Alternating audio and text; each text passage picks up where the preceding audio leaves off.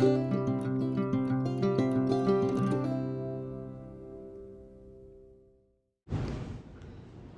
everyone, I'm Patrick, and today I would like to talk about Ananda Pagoda, located in the city of Pagan in Myanmar and was constructed during the Pagan Empire. My keywords for this site are ambulatories, Lalitasana, Greek cross plan, and Shikra.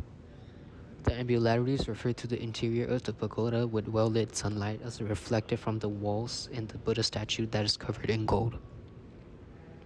Lalitasana refers to the poses in which the mythical creatures were positioned to make them appear big and majestic. This is common on the stucco of the walls with terracotta creatures as decorating elements. The floor plan of the pagoda is a Greek cross plan that is symmetrical, initially inspired by previous pagodas such as Myempiku. Shikra translates to mountain peak. They are structures that start with a wide base and tower towards a pointing end, imitating a mountain, which is meant to symbolize the spiritual journey of a man towards reaching enlightenment. My question for the investigation of this project is, how does Ananda Pagoda define Burmese architecture? To answer this question, we have to look at the origin of the distinctive architecture style. The Ananda Pagoda was built during the reign of King Jensetha in 1901 AD. According to myth, Buddhist monks from the cave temples in the mountains of the Himalayas came to Bagan to receive patronage of Burmese kings. The pagoda was designed by these monks who possess architectural knowledge with distinctive features of Indian craftsmanship. The pagoda is meant to symbolize the endless wisdom of the Buddha, called Anandapana, hence it is named Ananda. The Ananda Pagoda inspired Burmese king after Jensetha, who would look to the Ananda as the model for their work of merit, and today it stands as one of Jensetha's legacy that gave birth to a distinctive Burmese architecture style. The site was located facing the old city of Bagan. It is surrounded by landscape full of smaller temples. The Irrawaddy River, mountains at the west, and the river's west bank. The floor plan of the pagoda is a square spanning 200 feet on each side and stands at 290 feet.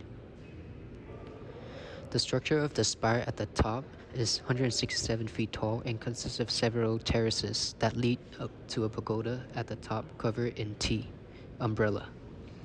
The upper half of the spire is a molded taper pinnacle, unlike the common bell-shaped pagodas during this period.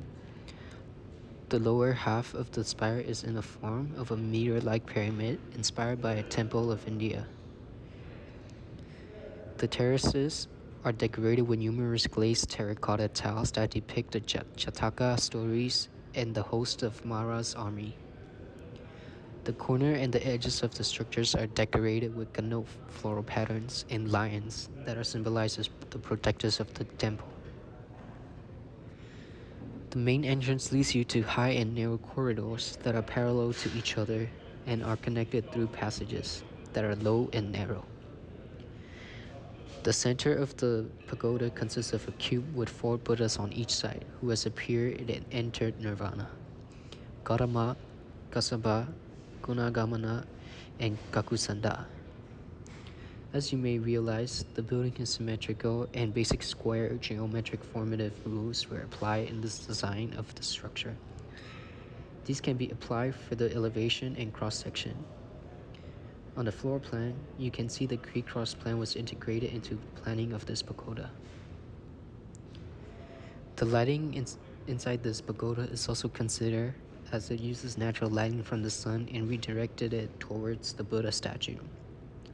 Since the Buddha statues were covered in gold, the sunlight would reflect a shiny gold light that illuminated the room.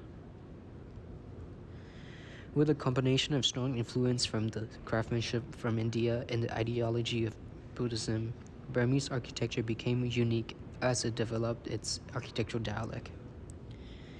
This combination continued throughout the history of Burmese architecture as the Burmese kings used Ananda Pagoda as an inspiration. Myanmar is the country with the highest percentage of Buddhism, with 90% of the population worshipping Buddhism. The influences of Burmese architecture continue to be part of our society today. Although there hasn't been much progress in the development of the Burmese architecture style since the last Burmese dynasty, there are possibilities of Burmese architectural elements integrated with contemporary architecture in the near future. Thank you for listening.